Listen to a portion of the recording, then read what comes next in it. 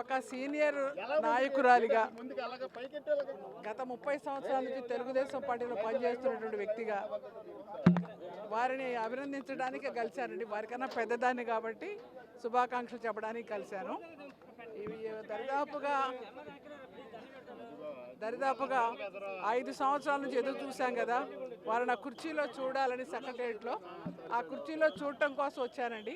ఎక్కడ పోగొట్టుకున్నామో అక్కడ ఎత్తుక్కోవాలంటారు కదా, ఎత్తుక్కునే పని లేకుండా ఎక్కడ పోగొట్టుకున్నారో అక్కడ పట్టం కట్టారు ప్రజానీకం. కానీ మీరు ఒక అద్భుతమైన గిఫ్ట్ ఇచ్చారు. చాలా మందికి ఆ గిఫ్ట్ ఏందో తెలియలేదు.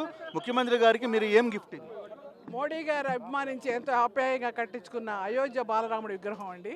అది మొట్టమొదటిసారి మార్కెట్లోకి వచ్చింది, అది నాకే దొరికింది. దానికోసం అదే తీసుకొచ్చి ఇచ్చారనమాట అండి. బాలరాముడి విగ్రహం అనమాట అండి. ఆశీస్సులు చెప్తూ ఇచ్చారు, వారికన్నా పెద్దదాన్ని కాబట్టి అంతే. ఫైనల్గా ఏమన్నా పదవులు ఆశిస్తున్నారు? ఎప్పుడు అడగలేదని, అడగకుండానే వారు ఇచ్చారు. గతంలో ఎప్పుడు నేను అడగలేదు. వారు ముఖ్యమంత్రి ఉంటే చాలు, ఈ రాష్ట్రం బాగుంటే చాలు అనుకున్నాను. అందుకే 76 ఏళ్ల వయసులో కష్టపడి పనిచేశాను. మీరు పత్రికలు, మీడియా మీ అందరి సహకారంతో, ప్రజల సహకారంతో ఇంత పెద్ద మెజార్టీతో చంద్రబాబు గారు గెలవడం అనేది చాలా గొప్ప సంగతి. ఇవాళ వచ్చే రోజు చూశానండి, మళ్ళీ కళకళలాడుతుంది రాజధాని, మళ్ళీ బిల్డింగ్లన్నీ కళకళలాడుతూ ఉన్నాయి, ఎంత చక్కగా ఉన్నాయండి. కాబట్టి ఇవన్నీ కూడా మీరు మీ పత్రికల వారంతా, మీడియా వారంతా మీ సహకారం నిజంగా చాలా ఉందండి.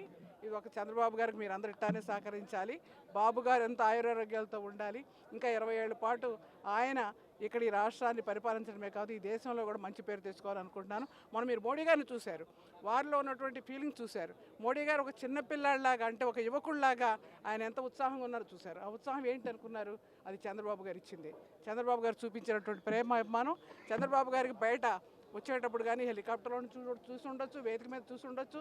చంద్రబాబు గారికి ఎంతటి ఘనకీర్తి ఉందో గమనించారు. అట్లాగే పవన్ కళ్యాణ్ గారు నిజంగా ఈ టైంలో పవన్ కళ్యాణ్ గారిని అభినందించాలండి. చిన్న వయసు అయినప్పటికీ కూడా ఆయన చేసినటువంటి ఏది మద్దతు అనేది ఎవరు మర్చిపోలేరు. అలాగే బీజేపీ, జనసేన, తెలుగుదేశం కలిసిన కూటమి ఇంత విజయాన్ని సాధించడం అనేది చాలా గొప్ప విషయంగా నేను భావిస్తున్నాను. ఆంధ్రప్రదేశ్ ప్రజానికానికి న్యాయం జరగాలి. ఇవాళ 4 వెంటనే సంతకాలు పెట్టారండి. ఒకటి రైతుల కోసం అండి, చెప్పారు వెంటనే. ఏదైతే జగన్మోహన్ రెడ్డి బొమ్మ ఉందో, ఏదైతే పట్టాదారు పాస్ పుస్తకాలు ఏదైతే ఉన్నాయో వాటి మీద వెంటనే తీసేయాలి. ఇంకోటి ఏంటంటే రైతులకి ఏదైతే వాళ్ళ యొక్క ఆస్తి పాస్తులు వాళ్ళ తన దగ్గర కాకుండా ఎలా యథావిధిగా వాళ్ళ కిందే ఉండాలని. లేకపోతే ఏంటండి, ఆ పుస్తకాలు తీసుకెళ్ళటం ఏంటి, వాళ్ళ దగ్గర పెట్టుకోవటం ఏంటి, ఒరిజినల్స్ వాళ్ళ దగ్గర ఏంటి, డూప్లికేట్ మనకివ్వటం ఏంటి, ఏదైనా బ్యాంకు నుండి తెచ్చుకోవాలన్నా, ఏదైనా అమ్ముకోవాలన్నా, ఏదైనా పిల్లలకి రాయాలన్నా ఏమైనా వీలవుద్దండి. తలుండి తలా తోకౌండి చేసిన పనులేనయ్యి, మతిలేని పనులు తప్ప. అదొకటండి.